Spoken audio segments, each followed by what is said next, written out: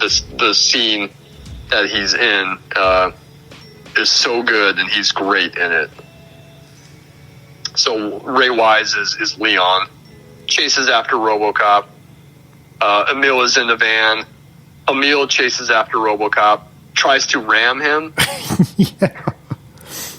And he drives right into this vat of toxic waste.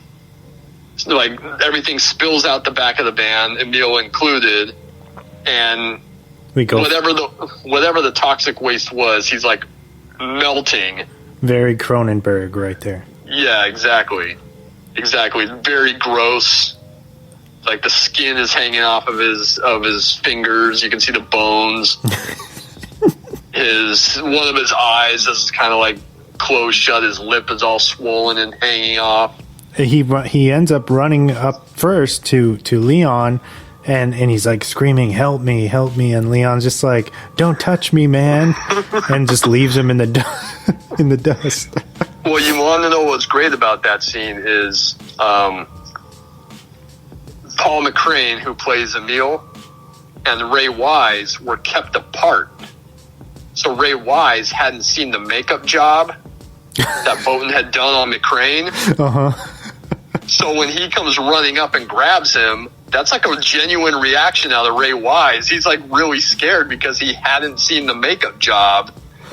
And then Emil completely looks like some mutant.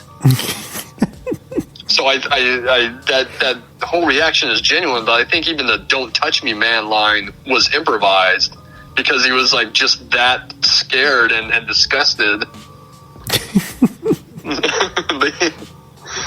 Yeah, he's like, don't touch me, and he runs off. And there's this car chase with Lewis chasing Boddicker, and Boddicker's driving the SUX, of course. And Boddicker keeps like kind of turning around to check to see where Lewis is, and he turns to look back at the road and ahead of him, and Emil has stumbled out into the road, and he tries to brake, but there isn't enough time, so he hits Emil. And when he hits him, he just like kind of explodes into like this goo all over the windshield. You see him, when he gets hit, his head goes flying off.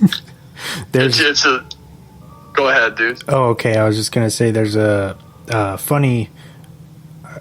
couple funny stories. First thing I wanted to tackle about that incident is that the MPAA were very disgusted by that scene and wanted it pulled from the movie completely. They didn't want it in there, and I guess Verhoeven and I think Orion Pictures, due to the positive reaction and laughter it got from the test screenings, refused to pull it out and kept it in there. They would not budge on that one.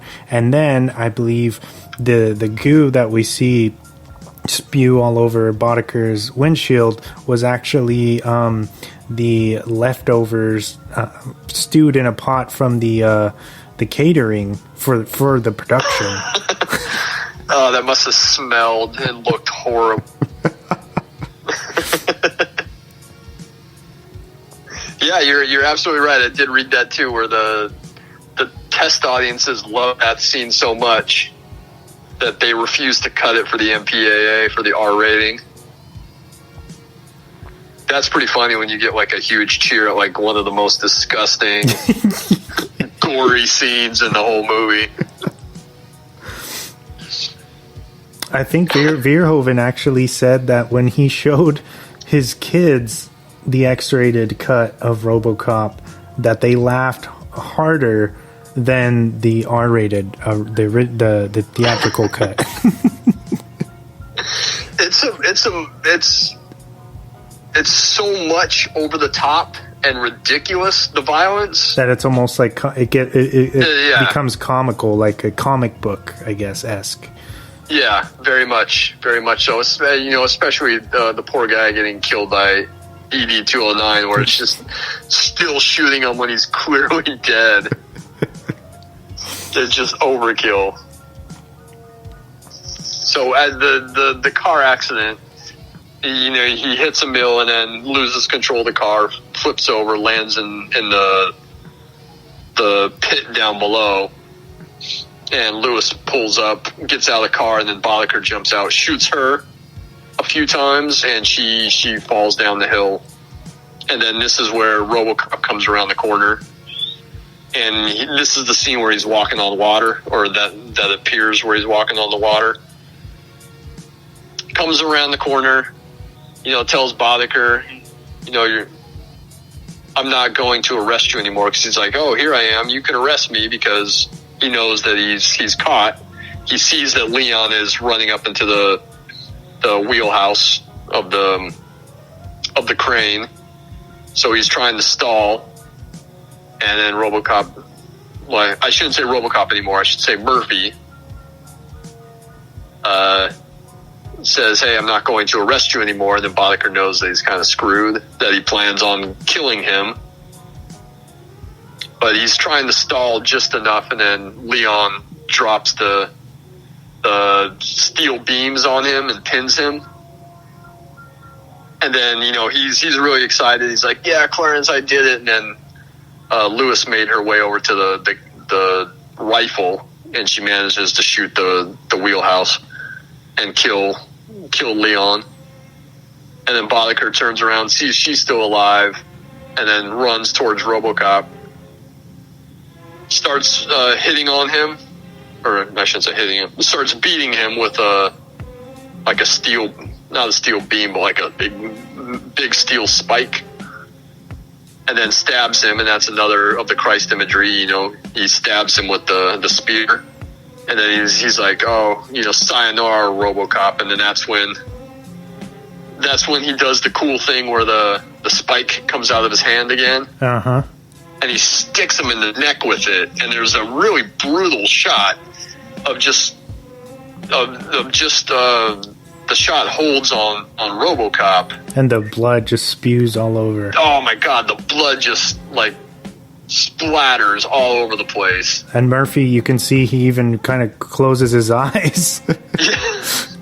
So bloody, and then it cuts to Boddicker holding his neck, and it's just spewing blood everywhere.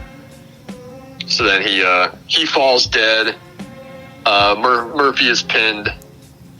Lewis calls out to him, says that she's a mess, and then Weller improvises the line where he says, they'll fix you. They fix everything. And then proceeds to move the steel beams off. Heads towards OCP to arrest Dick Jones, or do something to Dick Jones, because he technically can't arrest him yet. Before he goes into the tower, there's an Ed 209 unit guarding the front, and tells him, you're illegally parked, you need to move. And then he just pulls out a cannon, shoots him, and explodes the Ed 209 unit. And then it falls over. It's just like a pair of legs, but the legs are all twitchy when they fall over. Goes up to the boardroom, says, hey, Dick Jones is a criminal. And the old man says, do you have any proof? He takes out the spike again, which is covered in blood still. Sticks the spike into the computer, plays the clip of Dick Jones admitting, why he killed Bob Morton when he had that confrontation earlier with RoboCop in the tower. He's like, he made a mistake, so I had to get rid of him. Yep. Yeah, exactly. He plays that clip back and over again. And then that's when he grabs the old man and takes him hostage. And it's just like, I'll kill him. And the old man fires him. And because he's fired, he's no longer an employee of OCP. And RoboCop says, thank you. And, proceeds to shoot him. Another pretty brutal scene. He shoots him a lot more times than he needs to. And then shoots him so much that he falls out the window. And there's that really kind of funny scene of the puppet Dick Jones falling down. And then after that, even after that, no one seems fazed by the violence they just saw. The old man is straightening his tie like nothing happened. And then, says, hey, nice shooting, son. What's your name? And he turns around and he says, Murphy. My name's Murphy. and then boom, end credits, which is a great end, a great closing line, and a great end to the film. And also, the bigger picture is he's no longer RoboCop. He regained his humanity. He accepted who he was. He's Murphy. He's not RoboCop. He's not a machine.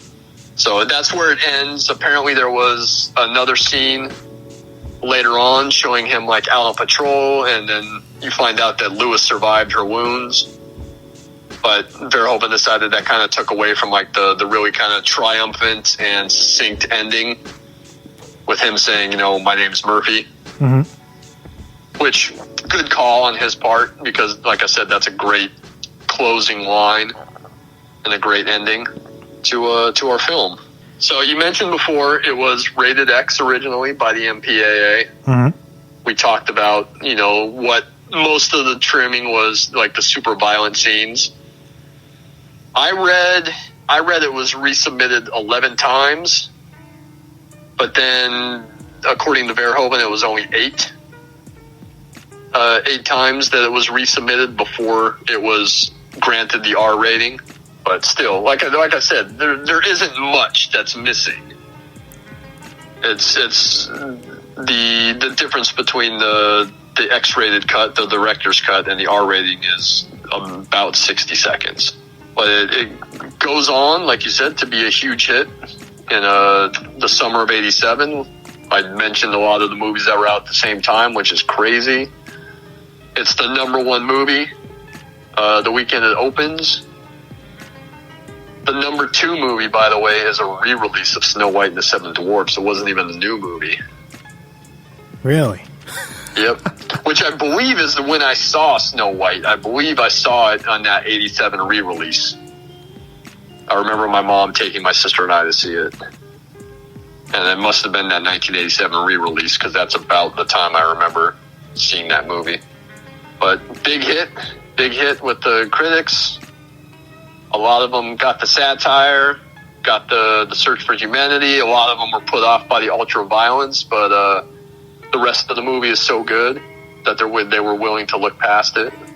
It kind of has this reputation as being like an adult, or had at the time being like an adult comic book movie.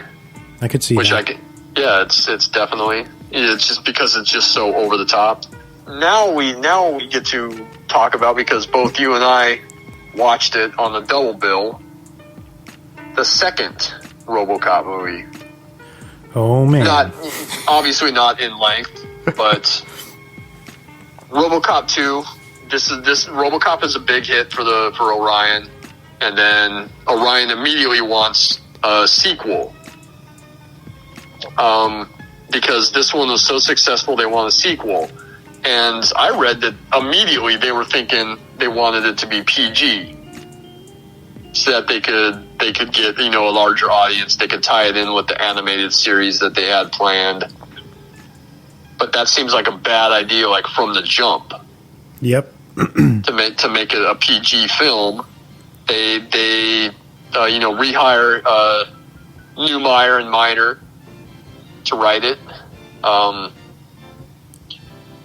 They had a draft of their scripts, but then there was a writer's strike in 1988, and they refused to write during the writer's strike. So then Orion fired them. They hire Frank Miller, comic book writer Frank Miller. 300, Sin City. Did was it the definitive kind of Batman comic? So they hire Miller to write the sequel. I think they go with his second draft, which is the basis for RoboCop 2, even though it's rewritten, by Waylon Green, who was the screenwriter of The Wild Bunch. Okay. Which, hate to say it, that's kind of a step down for him. Writing like one of the most iconic Western films ever, and then writing RoboCop 2, which is not a great movie. Because you have to think about RoboCop 2 came out in 1990, right? Yes. And when you think about the Terminator,